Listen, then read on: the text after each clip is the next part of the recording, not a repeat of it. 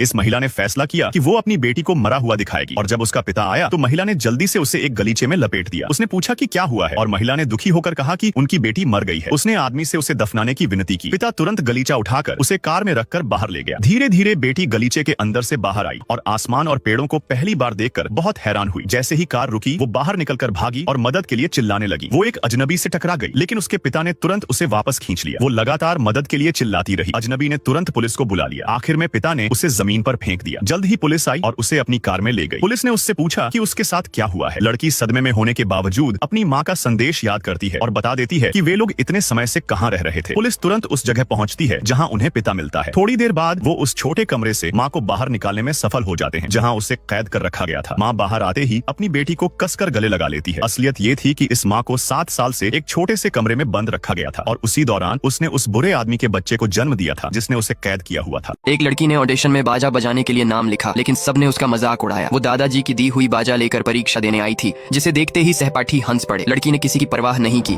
लेकिन तभी एक मोटी लड़की ने जबरदस्ती बाजा छीन कर खेलने लगी। कुछ ही देर में बाजा उसके हाथों से गिरकर टूट गई और गलती होते ही वो वहाँ से भाग गई। इसी बीच लड़की की बारी आ गई और बाजा टूटने के कारण उसे मजबूरन बिना संगीत सिर्फ गाना पड़ा। लेकिन गायन उसका मजबूत पक्ष नहीं था इसलिए उसे तुरंत परीक्षा कक्ष से बाहर निकाल दिया गया और सबने उसका मजाक उड़ाया। टूटी हुई बाजा को देखकर वह बहुत दुखी हुई। तभी उसका बॉयफ्रेंड उसे एक नई बाजा लाकर देता है मगर लड़की का मन टूट चुका था। वो हार मानना चाहती थी। बॉयफ्रेंड ने कहा तुमने इतना समय मेहनत की है बस एक बार और कोशिश कर लो। आखिरकार लड़की ने फैसला लिया कि वो फिर से ऑडिशन देगी। लेकिन जैसे ही वह परीक्षा कक्ष पहुंची मोटी लड़की फिर से उसे चिढ़ाने लगी। इस बार लड़की रुकी नहीं, आत्मविश्वास के साथ मंच की ओर बढ़ी। उसे अपने ऊपर हुए हर अपमान की याद थी और इस बार वह सबको चौंकाने के इरादे से आई थी। उसने तय कर लिया था अब वो चुप नहीं रहेगी, अपनी कला से सबको जवाब देगी।